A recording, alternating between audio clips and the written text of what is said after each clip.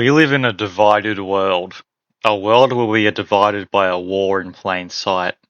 But unlike most wars, this one isn't fought with guns and bombs, but instead with woke and political correctness. And in my short time on this earth, I have seen many IPs ruined by either conforming to this war or standing firm against it. Or at least that's what the people who tried to boycott this game would have you think. Yes, this is one of those games which had an unexplainably controversial launch, and I mean that literally. I have been a fan of the Harry Potter series since I was young enough to still be shitting my pants having my mum wipe my ass. So when I heard that there was an open world game set in the Harry Potter universe coming out, I immediately reverted back to my old ways, but instead of shitting my pants due to uncontrolled stomach muscles, I shat them out of excitement. And pre-launch, all seemed to be going well. Fans were excited, but due to this being the era of modern gaming, they were also skeptical that this game would release in a buggy mess, but that's pretty much standard for game releases nowadays.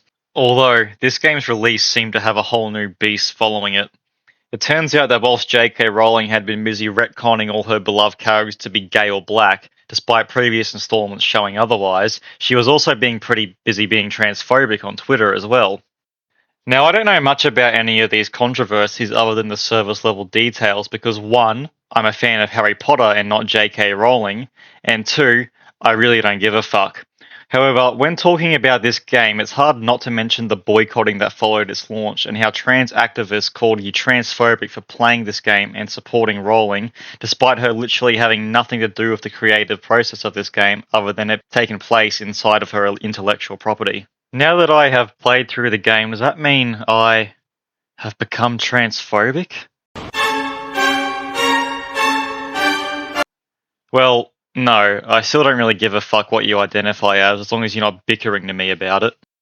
Anyway, how about we get into what you all actually clicked on this video for, a review of the game. Let's start with the story. The story follows the player, whom you can name and customize, who is a new student starting at Hogwarts. But unlike in the movies, you're starting as a 5th year instead of a 1st year. The first character we meet is Professor Fig, who has been sent from the school to retrieve us and give us a crash course in some basic spells so that we can catch up to the other 5th years. That's when all of a sudden this guy comes out of nowhere and has a chat with Professor Fig. On our way to Hogwarts, this guy whose name I can't remember shows us a newspaper of some sort of goblin rebellion happening and the mastermind behind it being a goblin named Ranrock. He then tells Professor Fig that Fig's dead wife, Miriam, was the one who alerted him about Ranrock's activities before presenting us with a strange device. Everyone gawks at it for a moment, but then our character says that he can see a strange glow coming off it that everyone else can't, before, holy fuck, a dragon attacks us!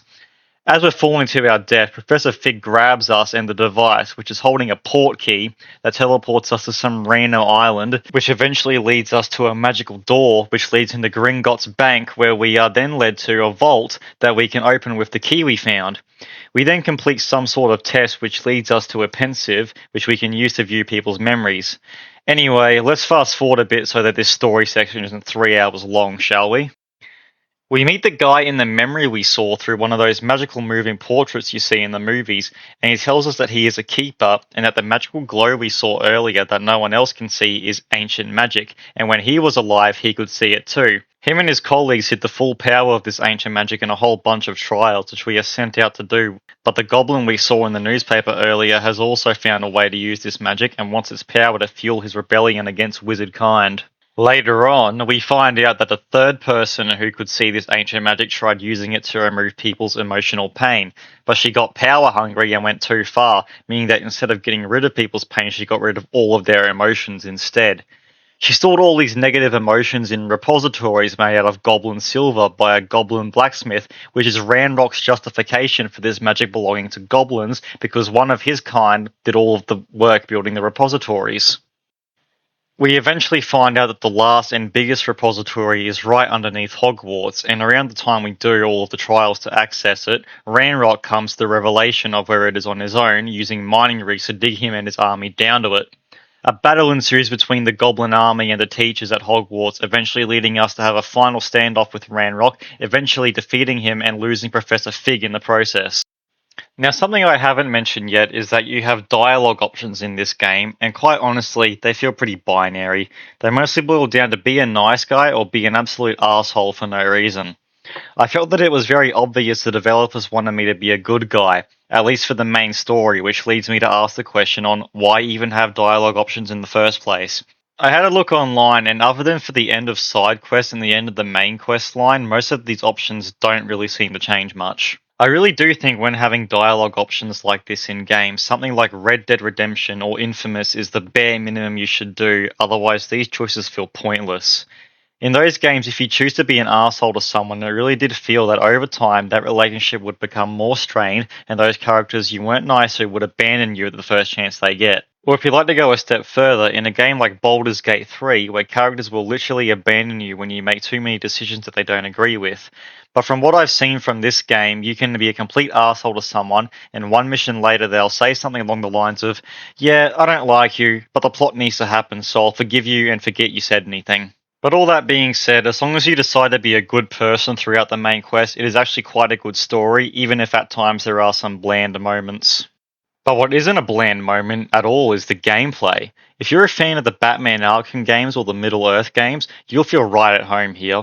I will say when I first saw gameplay of this game, I was shocked that it was going to go in this direction.